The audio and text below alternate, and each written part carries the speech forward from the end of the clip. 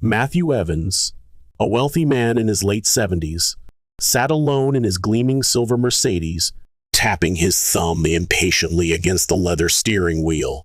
"Can you believe it?" The air conditioner hummed faintly, struggling to fend off the oppressive Kentucky heat that pressed against the windows like an unwelcome guest. Retired and flush with cash from decades of wheeling and dealing in finance, Matthew was a man accustomed to life bending to his will. Things always worked out for him, until that scorching afternoon when fate threw a curveball. Stranded with a flat tire, miles from the cool, pristine sanctuary of his sprawling mansion on the outskirts of town, he felt the sting of helplessness. He fumbled with his phone, jabbing at the screen in vain roadside assistance. No dice.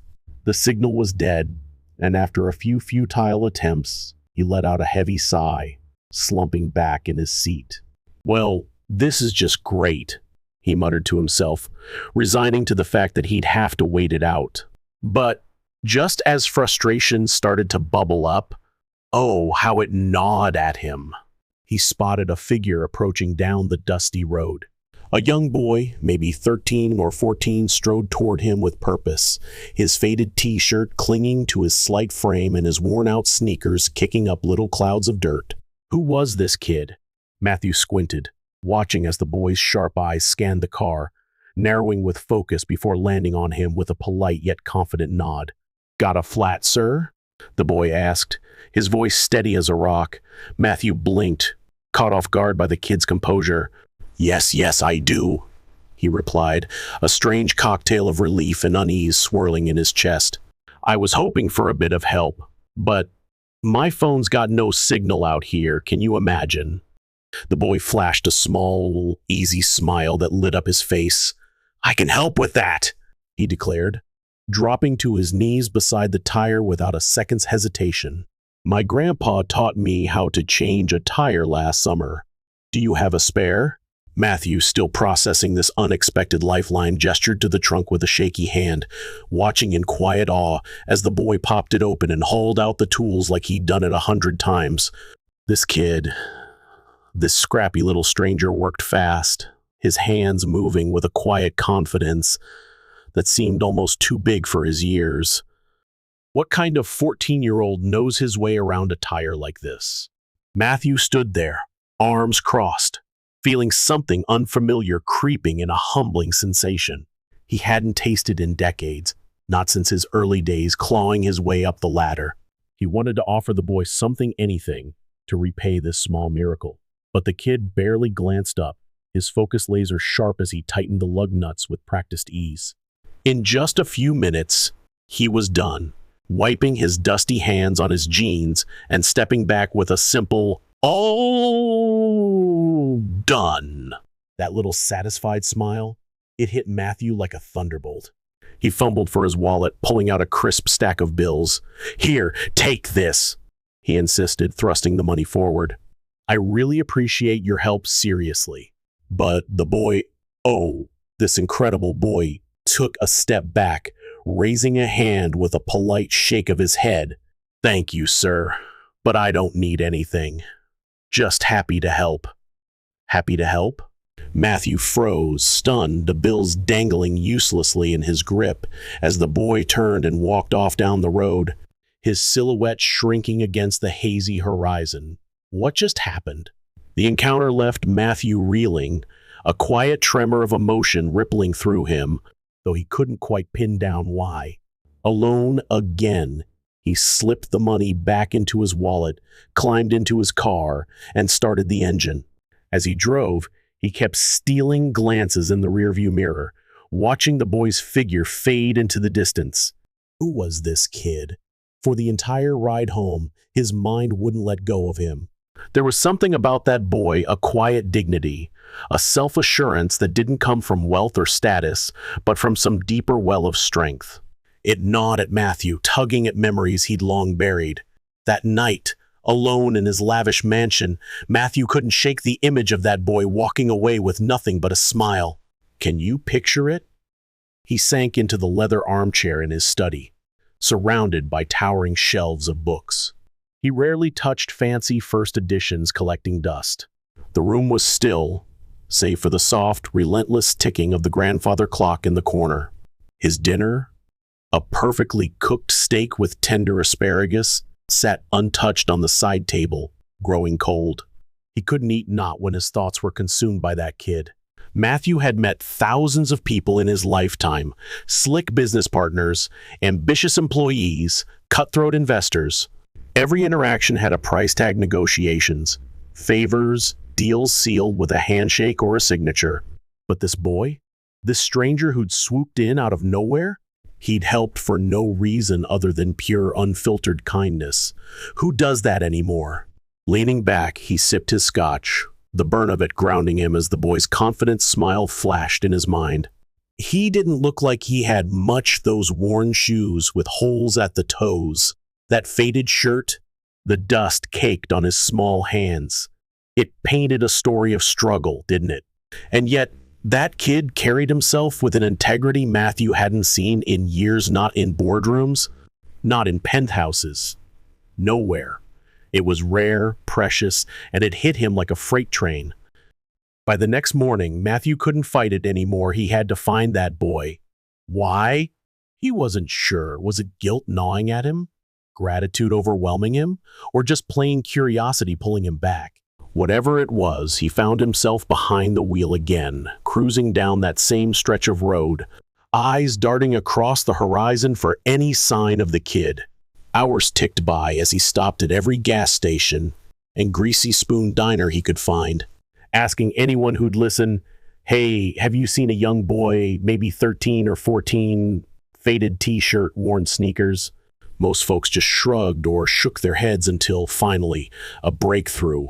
An older woman at a tiny cafe, wiping her hands on her apron, perked up. "Sounds like you're talking about Elijah," she said with a knowing nod. "That boy's always helping folks around here." "Lives with his mama over in Harlan." "Harlan," Matthew echoed, locking the name into his memory. Thank you so much." An hour away, nestled in the rolling foothills of the Appalachians, Harlan waited. The drive was gorgeous, towering trees, winding roads, but Matthew barely noticed. His mind raced with questions. What kind of life did this Elijah have? What kind of family raised a kid with that kind of heart? When he rolled into Harlan, the streets were hushed, lined with modest homes and sleepy little shops. He asked around, piecing together directions until he was pointed to a small house teetering on the edge of town. The place was worn but tidy, its sagging front porch looking like it had seen better days. Matthew parked his Mercedes, hesitating. What was he even going to say? He took a deep breath. Here goes nothing.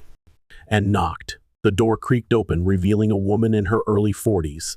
She looked tired, lines etched into her face, but her eyes were kind, sharp, sizing him up. "Can I help you?" she asked, her tone wary. "Good morning! I'm sorry to bother you, but I believe I met your son yesterday. Elijah, right? He helped me with a flat tire." Her face softened instantly, a small smile breaking through. "That sounds like my Elijah," she said warmly. "He's always helping folks." "I just wanted to thank him properly," Matthew explained, relief washing over him.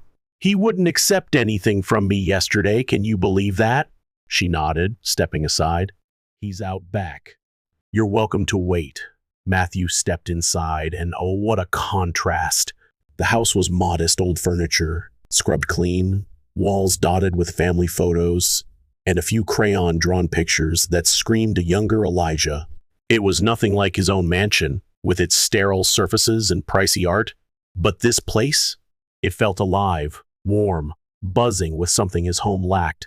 He followed her to the backyard, where Elijah was hunched over a rickety fence, patching it up. The boy looked up, eyes widening. "Hey, mister," he said, wiping his hands on his jeans. "What are you doing here?" Matthew grinned, nerves tingling. "I wanted to thank you again.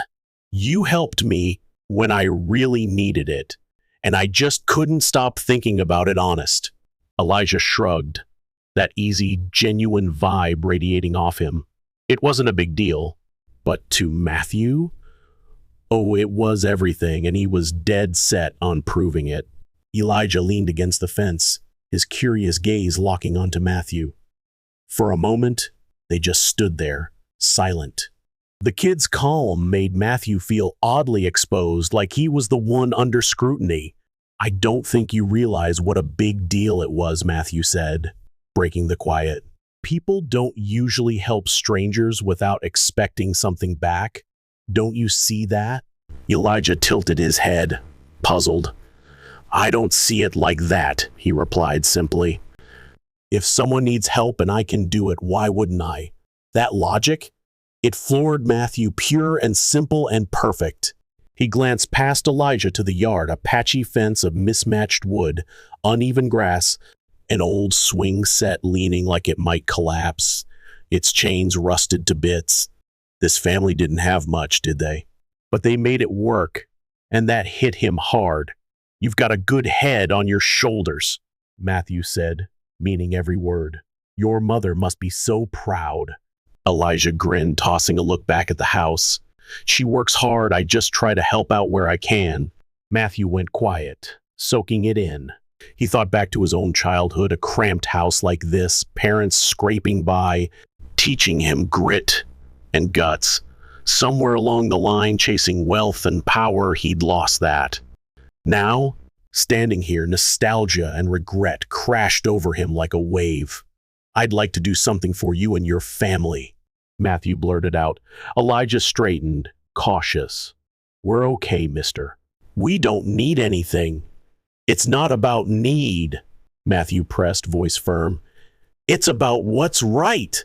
You helped me, let me return the favor. Before Elijah could argue, his mom stepped onto the porch, wiping her hands on a dish towel. Elijah, you better come inside and wash up before lunch, she called. Her eyes flicked to Matthew. Would you care to join us? It's nothing fancy, but you're welcome. Matthew hesitated him, eating here, but her warmth left no room for no. I'd like that, he said, following her inside. The kitchen smelled like heaven-fresh bread, roasted veggies.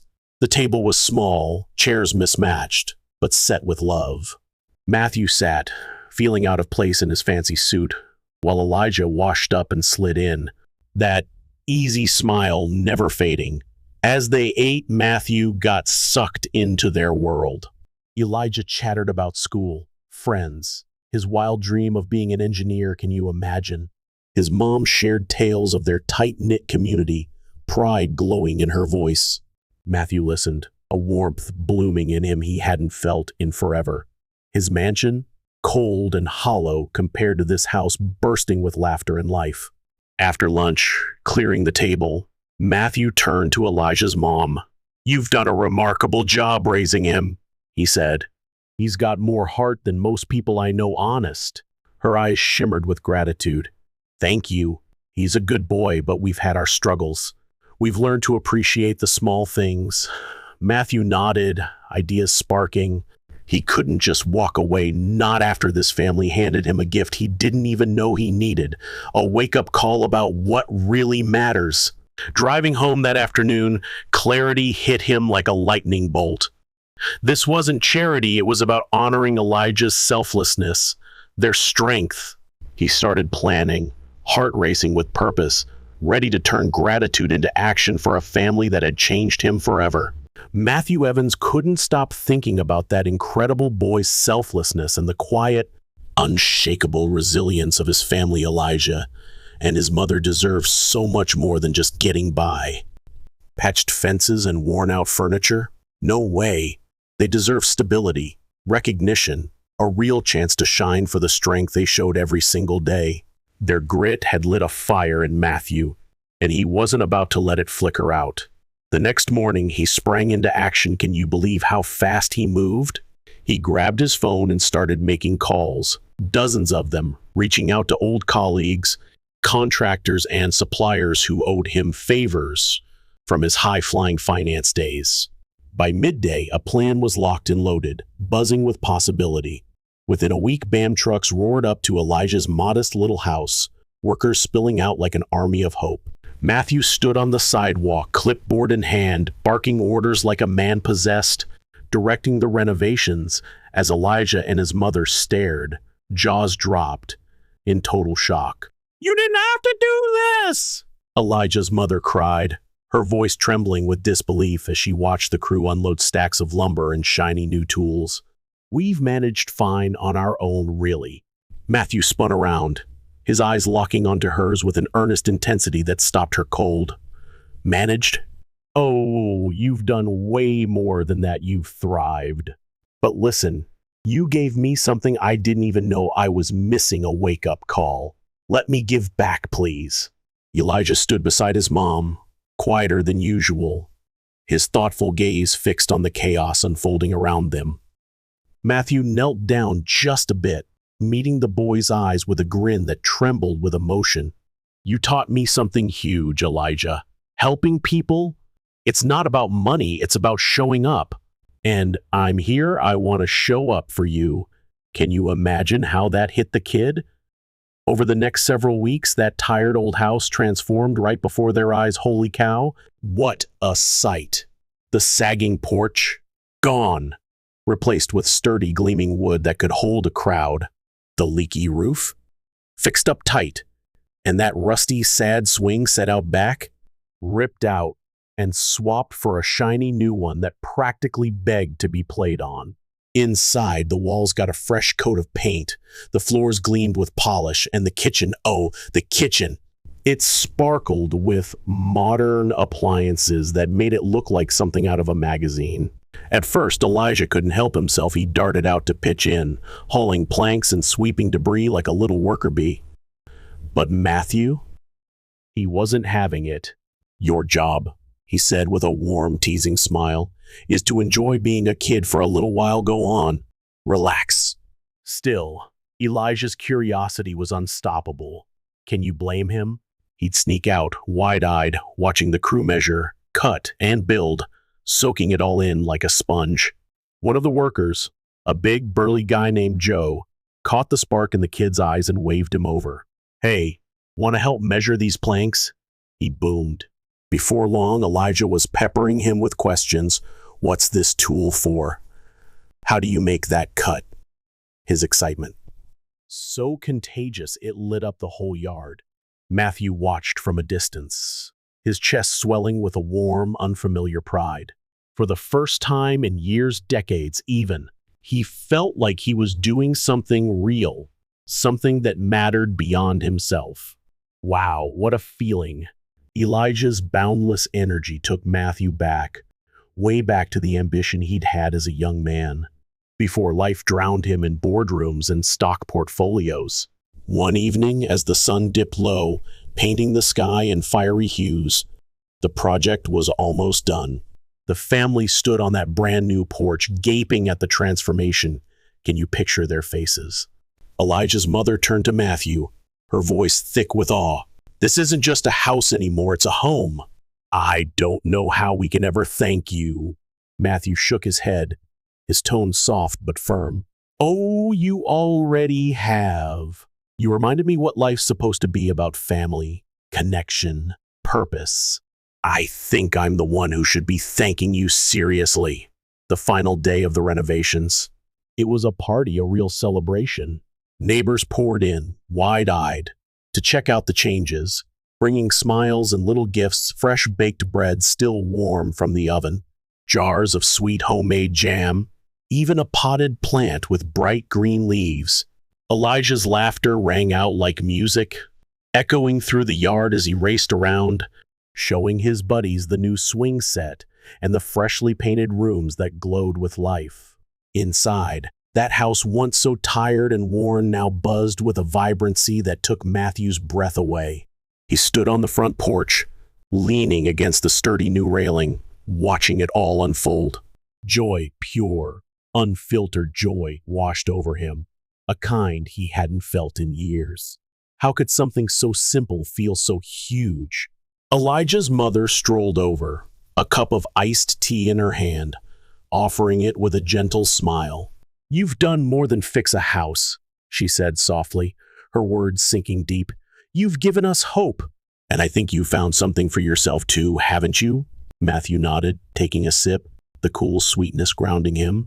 I have, he admitted, voice cracking just a bit. I spent so many years chasing stuff I thought mattered: money, status, influence. But none of it feels like this. None of it ever filled me the way this has. As the sun sank, Elijah bounded up to the porch, his energy still off the charts. He looked at Matthew, eyes thoughtful. Mr. Matthew, he started, I've been thinking a lot about what you did for us.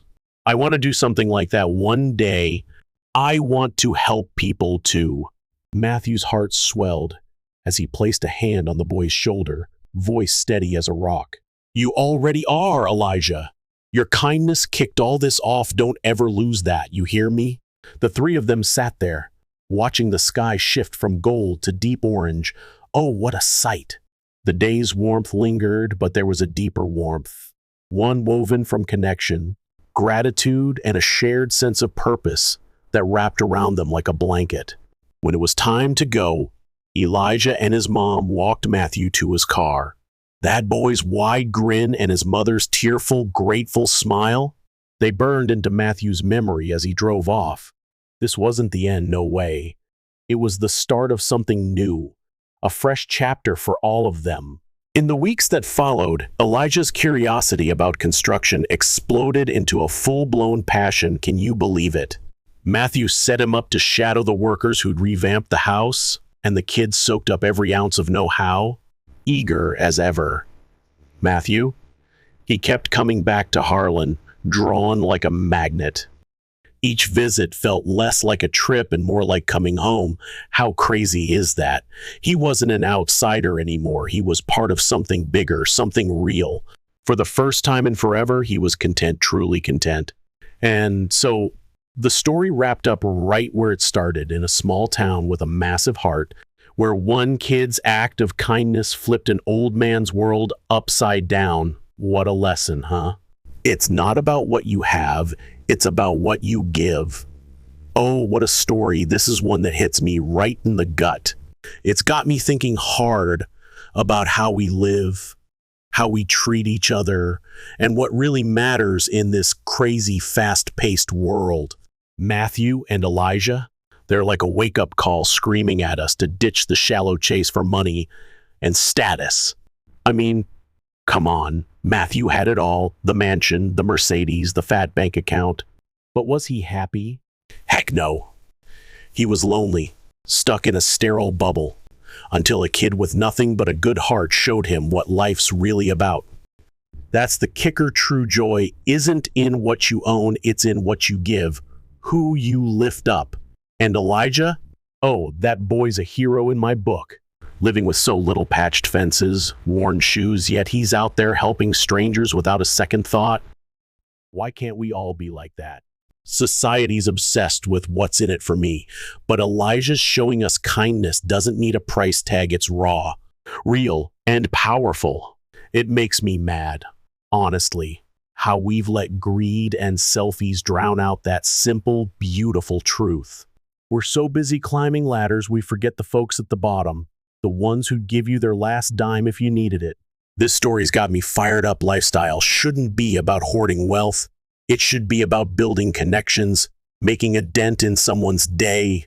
Socially, we've got to stop judging worth by bank accounts and start celebrating heart. Elijah's family thrived on resilience, not riches. Shouldn't we all aim for that? I'm done with the shallow grind. I want a life that echoes their warmth, their purpose. Don't you?